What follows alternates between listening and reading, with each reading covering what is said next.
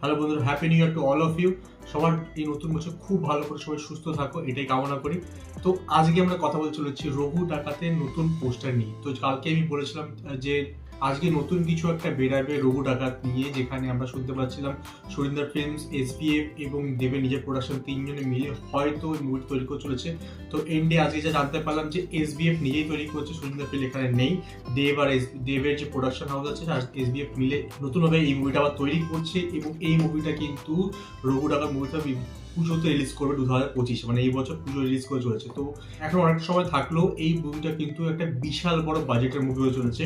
ধ্রুব ব্যানার্জি অনেক বছর ধরে, আমি বললাম যেটা আগেই 2021 রিলিজের পর থেকে এই স্ক্রিপ্টটা নিয়ে, এই মুভিটা নিয়ে পড়ে আছে। তো তিনি কিন্তু এত প্যাশনেট হয়তো এই মুভিটার উপর কাজ করছে। এবং এই যে পোস্টারটা, এর আগে যে পোস্টার ছিল আমরা দেখেছিলাম পিছনে এরকম খাড়া নিয়ে দাঁড়িয়ে আছে দেব, কিন্তু এই যে পোস্টারটা কিন্তু কোনো খাড়া নিয়ে দাঁড়িয়ে এরকম কিচ্ছু নেই, তা সত্ত্বেও কিন্তু পোস্টারটা দারুণ লাগছে। তুমি পোস্টারে যদি দেখো, জাস্ট চোখটা দেখা যাচ্ছে, এবং চোখ দিয়ে অ্যাক্টিং না, লাইক খুব ভালো ভালো অ্যাক্টরটাই করতে পারে, ঠিক আছে? জাস্ট চোখ দিয়ে তুমি বুঝতে পারছো কি বলতে চাইছে।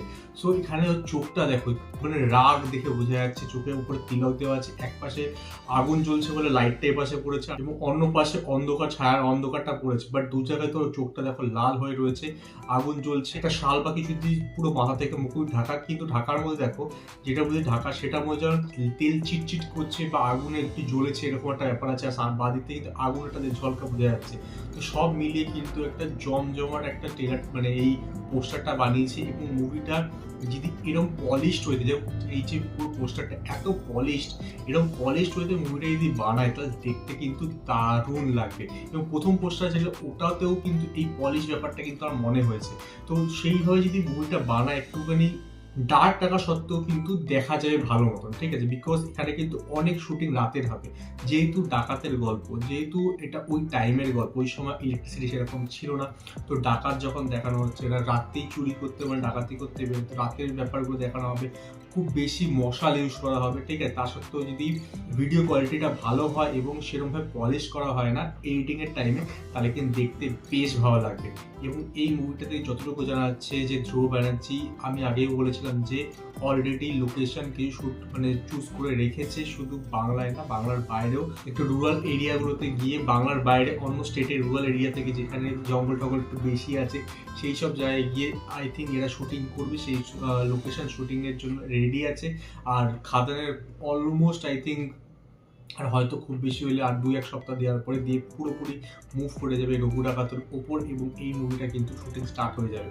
আর যেহেতু মুভিটা পুজোর সময় আসছে, তো আমাদের এখনো ট্রেলার বা টিজার পেতে টাইম লাগবে। আই থিঙ্ক 2-1টা পোস্টার হয়তো আমরা মার্চ এপ্রিল দিয়ে পেতে পারি, বাট জুন জুলাইয়ের আগে আই ডোন্ট থিঙ্ক কোনো টিজার বা ট্রেলার পেয়ে চলেছি। বাট এটা কিন্তু এই বছর যেরকম খাদান একটা বিশাল বড় মুভি ছিল দেবের তরফ থেকে, এইটাও কিন্তু একটা বিশাল বড় মুভি চলছে দেবের তরফ থেকে, যেটা পুজো আসছে।